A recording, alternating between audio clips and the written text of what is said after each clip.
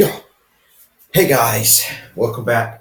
This is Shadow 22X Fire Phoenix. But I guess you already know that.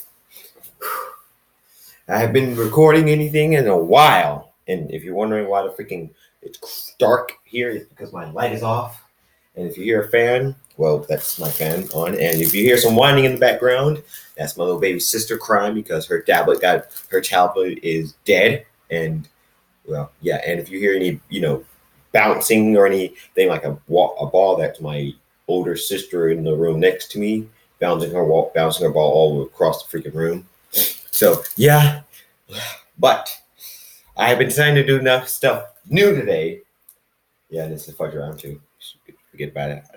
Okay, I'm just right here. I've been doing crap new. I've been trying to do crap new today. I did it last time, but my mom called and I freaking stopped recording there, but it stopped right there since I'm an idiot. So I'm going to tell you right now, I'm going to be doing stuff new today. I am not going to be reading off of this, and I'm gesturing to my story I'm making right now. I am not going to be reading off of that because first thing, I am a terrible reader. Second of all, I make too many mistakes. And third of all, well, I found out that I'm better when I'm not reading a story and I'm making it up as I go along in my head. And besides that, don't worry, I'm not going to be messing up that much. But yeah, I'm hungry though. I'm hungry. Okay. If y'all don't see me on the thing, I'm gonna try to keep my body in front of the camera. So yeah. Or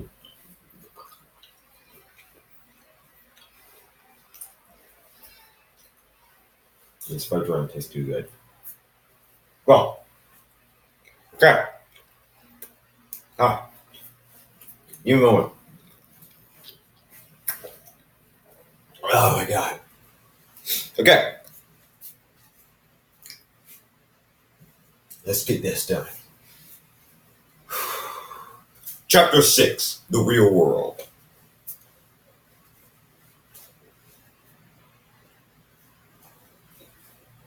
This fudge rum tastes too good.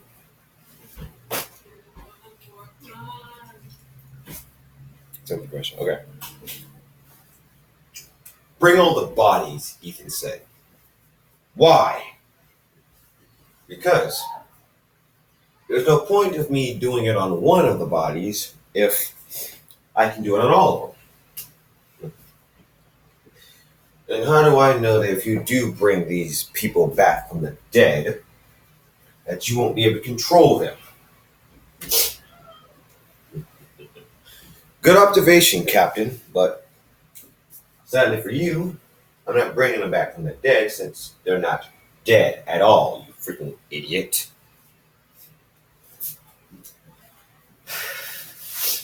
Now, you might be thinking, how am I in this situation right now? Pinned into the corner with a captain right in front of me and a whole row of enemies. Simple. Because I stepped into a trap that I knew was a trap. Alright, back in. So, are you sure you'll be able to bring them back? Of course I will be able to. I've been telling you this for hours. That's a lie, the captain said with a deadpan look. We've only been here for about 3 minutes. It's called sarcasm. Maybe look it up in the dictionary if you know what it is. If you don't know what it is, look up in the dictionary.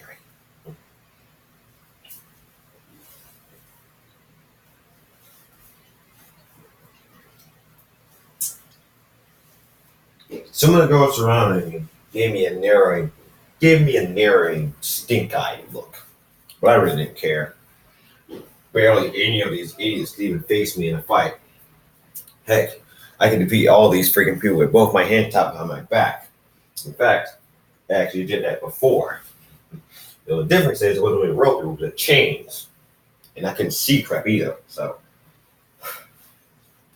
you can already tell I'm freaking OP as heck.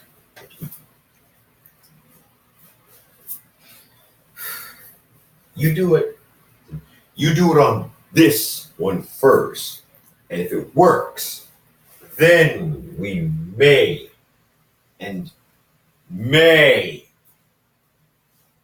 hear me? We may consider sparing your life if you're useful to us. First of all, you're not putting a marking on me. Second of all, I don't care if I am useful to you or not, because one way or another, you're all going to end up dead. Ethan said with a smirk. Oh, really? And how exactly are all of us going to end up dead? Simple. Old age. No one can run from that. The captain had his mouth shut. I could tell he was surprised, to say the least, about the choice of word I picked.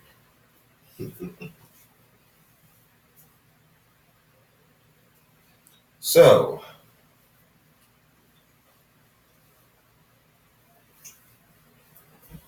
about me bringing him back from the dead, can I do it? I said with an obvious hint of agitation in my voice. I mean, you stand in a corner for a freaking couple of minutes while these idiots freaking try to make up a plan or have ideas up. You actually get a little bit agitated by the ignorant. I get another fudge round, maybe because I like them. Okay. Fine, but drop your weapon. Which weapon are you referring to? Because I have 3 weapons. I have both my hands and my sword. So, which one you want me to drop? The captain gave me a very close to a annoyed look. Your sword on your back. It's called a katana. Learn your freaking blades. Then just drop it. No, I'm not going to drop my sword. I don't know how I made that sound, but I'll put it over here. Gesturing behind me.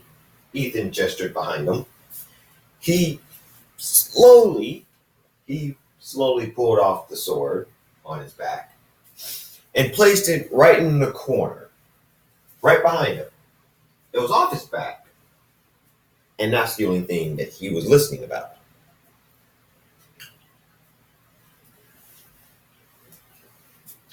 And he gave everyone around him a cautious look. Reason why? Because if anyone touched his sword, everyone was going to die. And he made it known. If any of you touch my sword, under any circumstances, trust me, being dead will be the least of your concerns.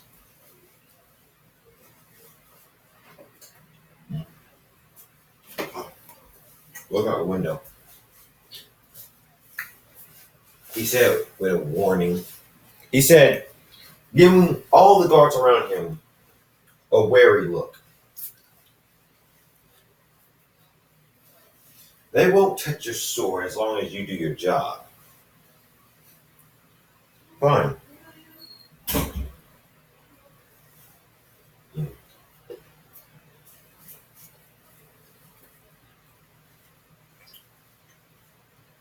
That's good. Okay. Enough eating.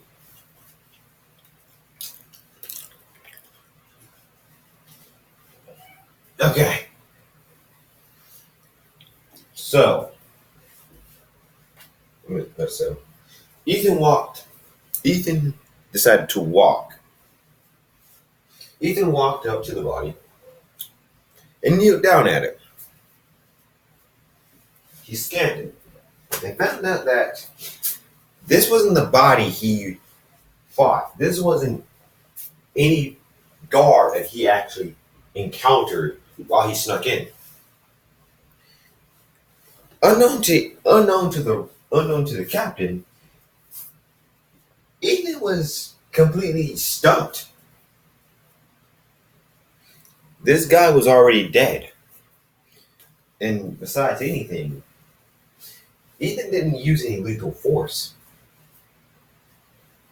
So the bigger question is, what or who killed him? Ethan put his hand on the deceased guard's body and concentrated. And what he found shocked him. Poison. But not no ordinary type of poison. This was a new type of poison. This was poison that could kill you after 5 seconds. It was a lethal amount of poison that Ethan knew very well. He's seen this type of poison before. In fact, Ethan knew it so well that he swore he ever so certainly swore, and I don't know if that makes any sense, but carry on. He ever so swore that this poison didn't belong here. This poison didn't supposed to be here. There's only one creature in the entire world and beyond it that has the access to the poison that Ethan saw. Demons. Demons from another dimension that was created by a crazed scientist.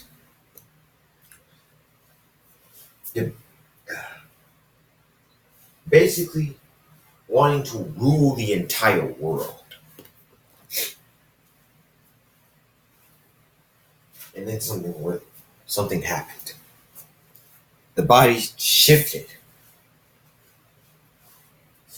Ethan immediately staggered back with a lot of caution right now. With a lot of caution, basically wondering what's going to happen. The body morphed.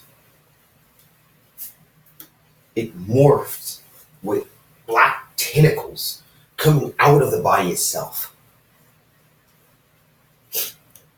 Ethan quickly turned around to see if he can get to his sword in time, but he was in shock to see that the sword wasn't there.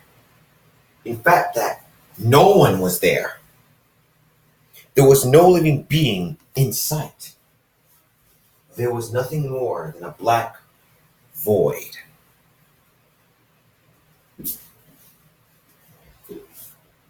Ethan slowly turned around with fear edged in his face, edged in his expression, and was shocked to see what he saw.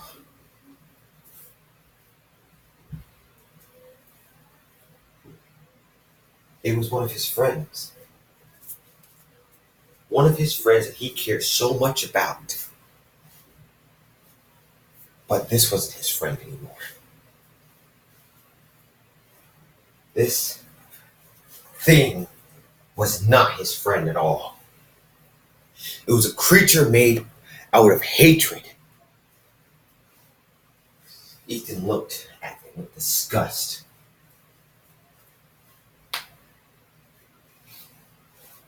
This black creature looked at Ethan.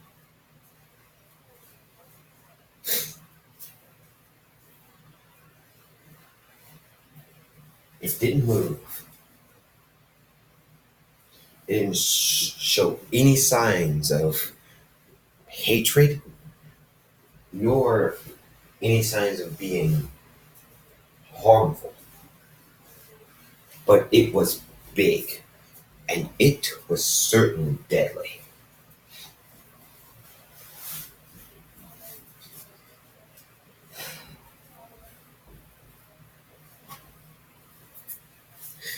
As both Ethan and this monstrosity of a person looked at each other,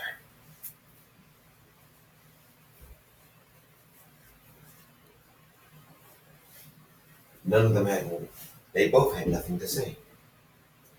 It was just quiet, dead quiet. Ethan was getting a little bit nervous and a little worried because he doesn't like silence. He never liked it. He always liked stuff being noisy and completely chaotic and, well, everything but silent. And then he snapped to attention when he saw the monster moving. The monster took one step forward. One simple step forward. And said 2 words. Wake up. What? Ethan said with shock. I said, wake up! The monster yelled, causing the entire place around Ethan to shake and quiver and basically crumble. Ethan looked back at the monster, but it wasn't there. No. A black void was there to meet him, to meet his eyes. While the world around him crumbled, he had no idea what to do. He couldn't do anything. And then he blacked out.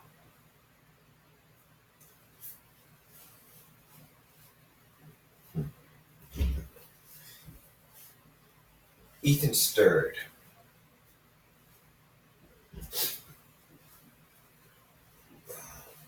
With a groggly state.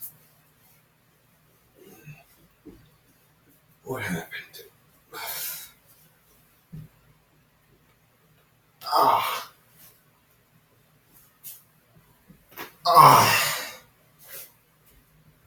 Yeah, y'all can hear that. That was my throat. My neck, man. Alright. Ethan didn't want to open his eyes because he was in pain. Ethan had no idea why he was in pain, but you could easily say he was in excruciating amounts of pain. Like someone literally beat him on the head with a baseball bat, a metal one, over 100 times. And like someone basically using his stomach as a freaking trampoline.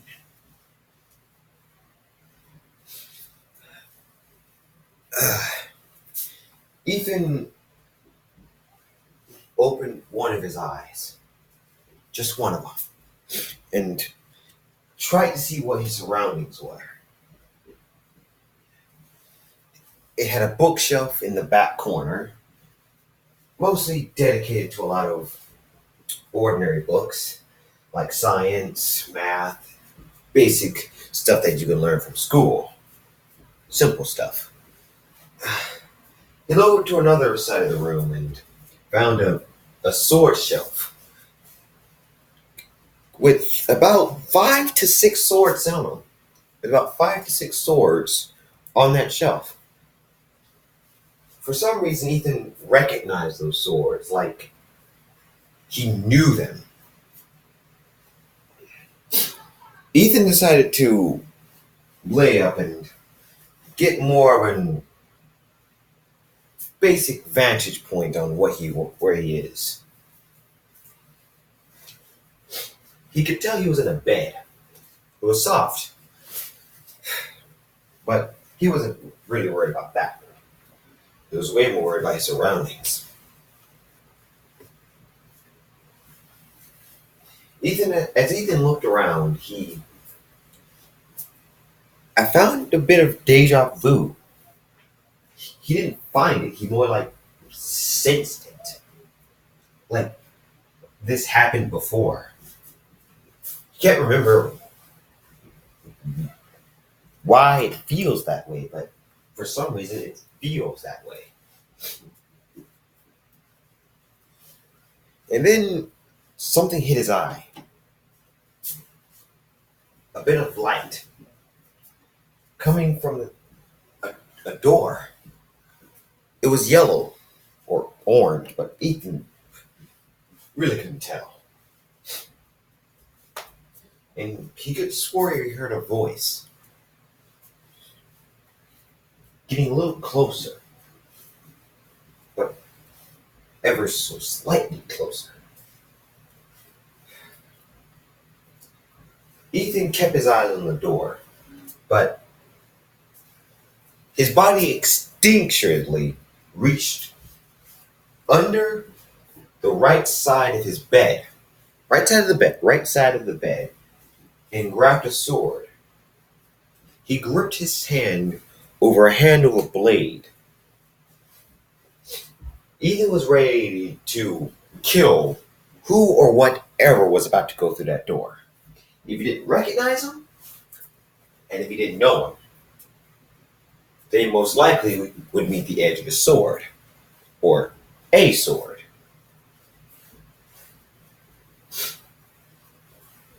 The noise stopped. Ethan noticed that the noise stopped, and a pitter-patter of flapping wings. A pitter-patter of flapping wings.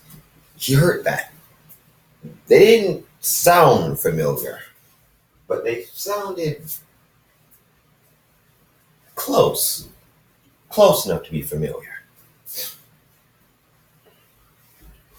The door clicked, basically telling Ethan that something was about to come in. The door opened with a creak, and a flurry of lights filled the room. And what was in front of the door made Ethan immediately drop his sword. It was his teacher. The main one that helped him when everything seemed down. Oh, there's a piece of crap. So mature. The main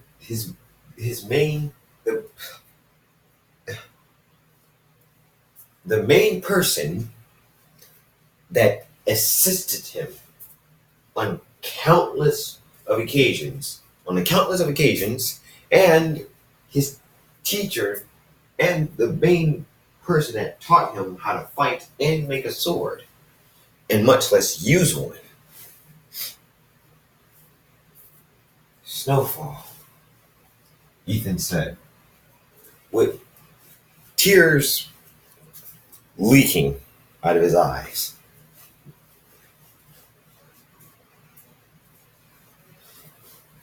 And Snowfall flapped over to him and caressed him.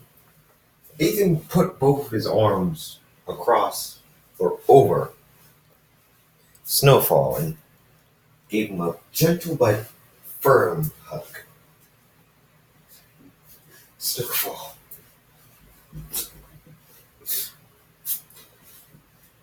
I'm so glad to see you. I can say the same about you, Squirt. Ethan snorted. Squirt. I beat you. More like you didn't beat me. Well, in, in any other bad occasion, I'm just glad to see you again. But where's the others? I'm sorry, but what do you mean by any others? Where's the rest of my team at? Blue, is it? Snowfall picked himself up and basically was standing up on his bed. And I'm sorry, Ethan, but you're the only one that survived the explosion.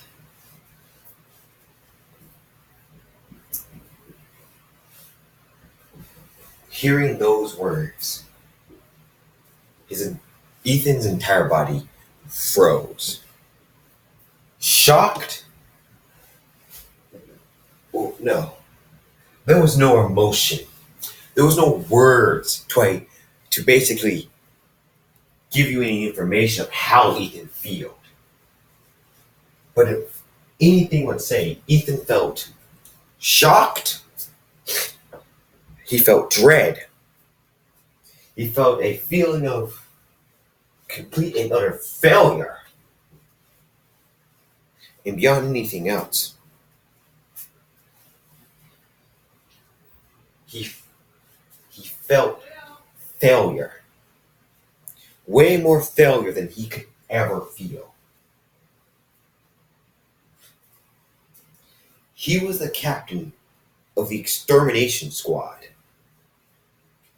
The captain. And he let his friends die?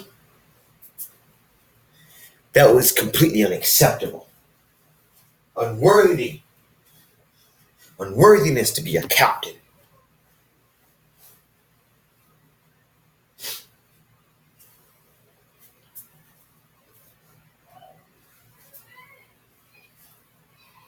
It was completely terrible. But beyond anything, Ethan didn't shed a tear.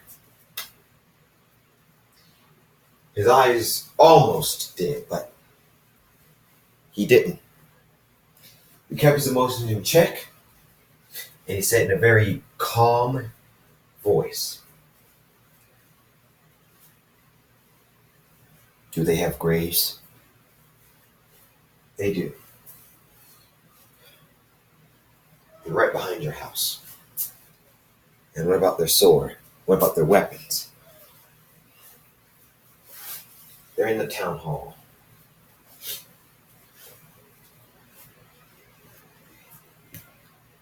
"And mine?" Yours. Your sword was destroyed in the blast." "I'm sorry, but it didn't survive at all."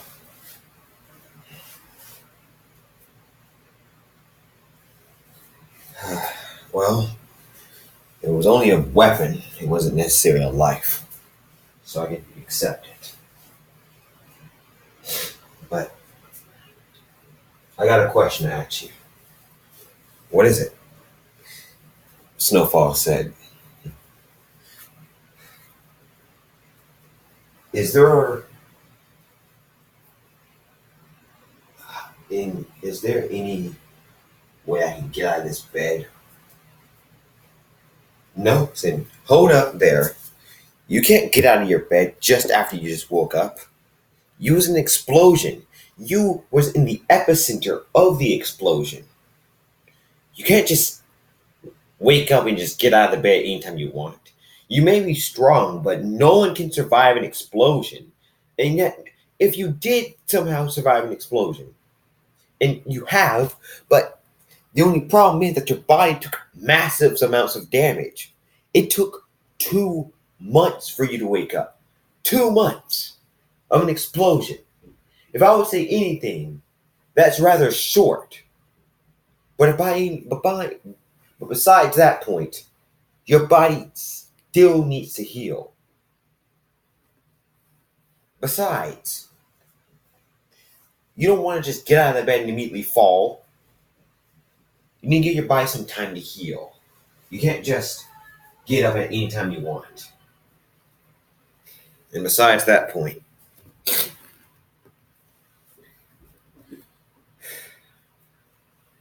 what? I got some bad news.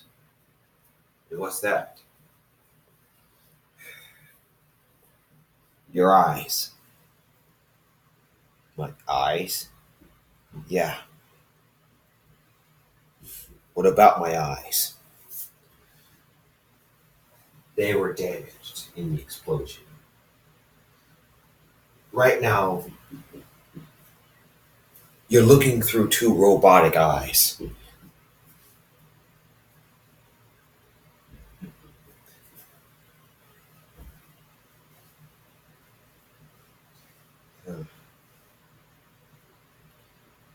Check them out. Ethan said with no hesitation. Wait, what? Snowfall practically yelled.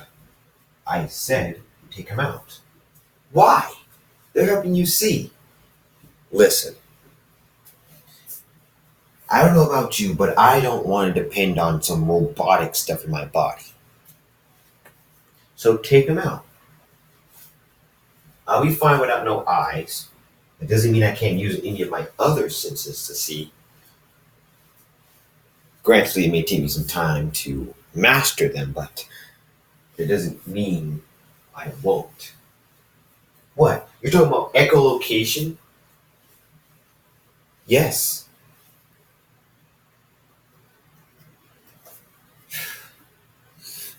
Well, fine, but I ain't gonna take them out now. When you're better, and when your body is healed, then I will, and it will train you. But that'll happen about a month from now. I want to give your body some time to heal properly without you just straining your own muscles and end up damaging it even more. Fine. You hear me? Fine.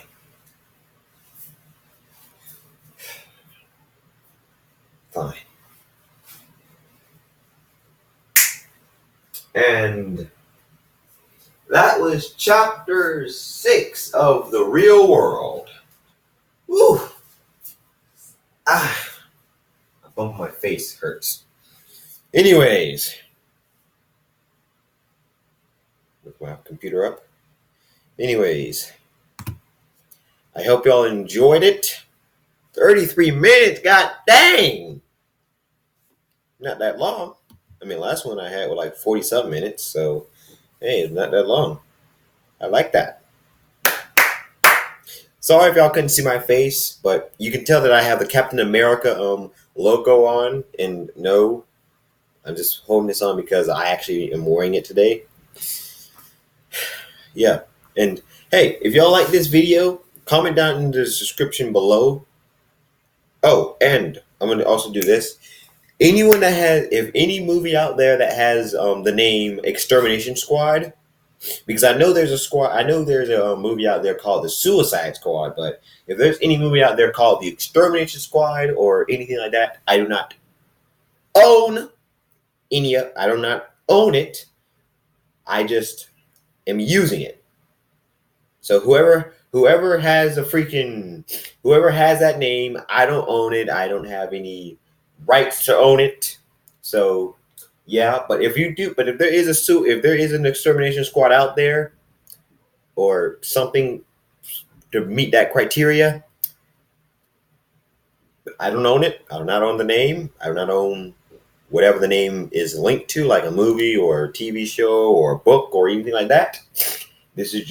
I'm just using it in the story, but I do not have any rights over it. So yeah. Well, this is Shadow 22, Xfire Phoenix, saying goodbye, everyone. And hey, hit that like button or dislike button. If you liked it, didn't like it, And if you've had any ideas of anything, hit the comment, send me a comment about it, and I will see you guys when I see you guys. When I see you guys, goodbye.